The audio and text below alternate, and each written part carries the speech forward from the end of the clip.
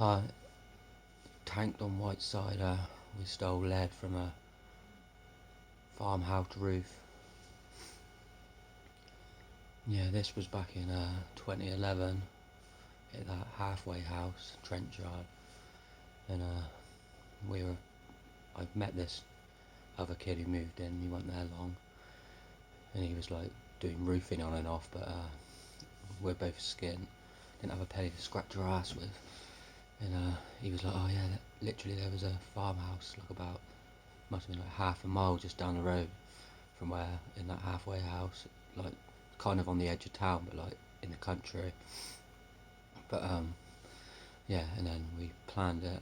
Like I don't really drink. I never really drunk white cider, but this time he was drinking it, so I just joined him. But yeah, we're pissed right up on it, and we waited until the early hours of the morning. Like it must have been about 3, 4 in the morning, maybe 2, 3, or 3 or 4 in the morning, 3 a.m. And yeah, we had a wheelbarrow and everything ready. It was, like I said, it was only about 500 meters down the road, but yeah, we went. So we were getting tanked up, listening to music, like kind of getting ready for it, waiting until everyone was asleep and kind of thing, and then just went down there, kind of like G'd up and like with the Dutch courage, the chemically enhanced fucking white cider, and then went down there, and he was like up there on the roof. Like a lot of it was already on the grass, but he was up there actually on the roof, like going up, ripping it off like that, like the lead flashing and that.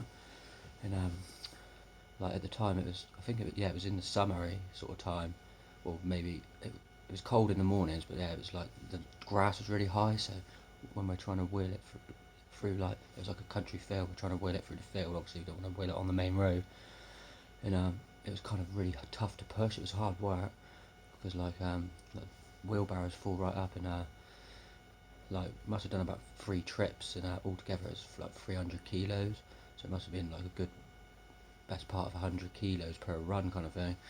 But yeah, finally got it all back. Like just left it outside like this halfway house. It's like this big old mansion. Like it's a bit creepy, really, like Hammer House of Horror, like where we lived. And then early hours in the morning, this was like, yeah, got to about 5 then. We loaded it all up and got it in a taxi and that, and then took it to our local town scrapyard, loaded it all up on the scales, and then like as we just finished loading it all up, they were like, "Oh, we've had what's the word? Had word that this is all stolen," and then we're like, "Oh," thinking, "Oh shit."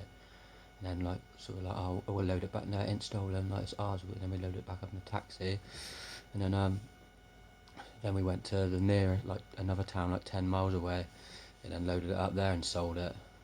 And yeah, didn't get no problems with that. And then yeah, we must, by the time we like faffed around going from like to two scrap yards and like travelling 10 miles, it was like must have been about like 9 o'clock in the morning or something by that point. And then we were in like a Weatherspoons and just had like the early morning beers kind of thing, like celebrating our. And he had about because it was like 300 odd kilos, and it was basically like a pound a kilo, something like that. And I had like 160, he had about 200, so like that was a lot of money for us when we were skint. So we just went on like a proper piss up and everything, and then we thought we all got away scot free. And literally, I think it was the next day or the day after. It was very quick. It must have been only like a day or two. Yeah, it was the next day because I remember. Yeah, it was like that morning we done all that, and then like went to sleep like late that night and woke up the next morning and knock at the door in the shared house, halfway shit house, like because there's a landlord there, like kind of like a social like worker, key worker for like the. It had like people coming out of prison who were like ex addicts, and it had like people with learning difficulties in there as well. But yeah, John like was knocking on the door. He's like, "Ashley," and then it was like the police were saying, "Oh, Mr. G," uh, and because it had like a code, one of those code locks, like with a like C and then the numbers or like Y or whatever it was. Like he tapped it in, like they knocked it first to see if I've answered, and it was like 5 like crack of dawn. It was freezing as well because it was so early, and then because I didn't answer, they just helped themselves, like they knew the code, let themselves in. They're like, "Mr. G, get dressed, you're under arrest for what was it? For like handling stolen goods and like burglary or something."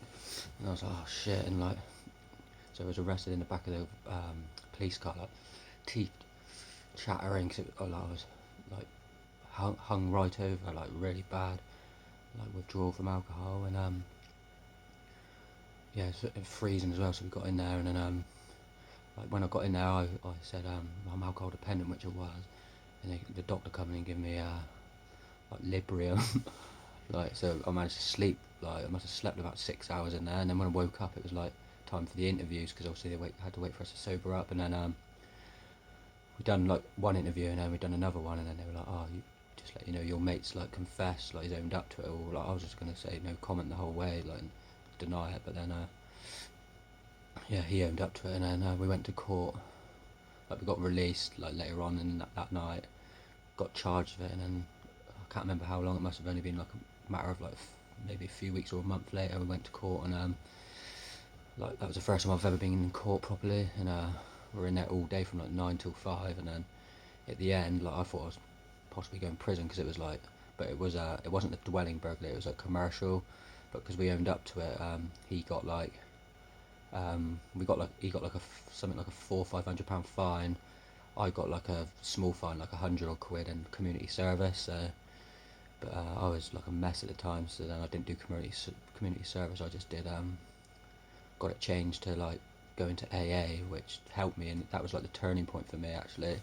Like where I went to AA, and they taught me to write down all my units that I take and everything like that of alcohol, and I've never looked at alcohol the same. Like I have the past year, like I was going to loads of gigs and stuff. Like I had a few piss ups, but like I always remember how much I drink. Like most I had was like 5 or 6 cans of cider, you know. But I haven't touched any since when was it?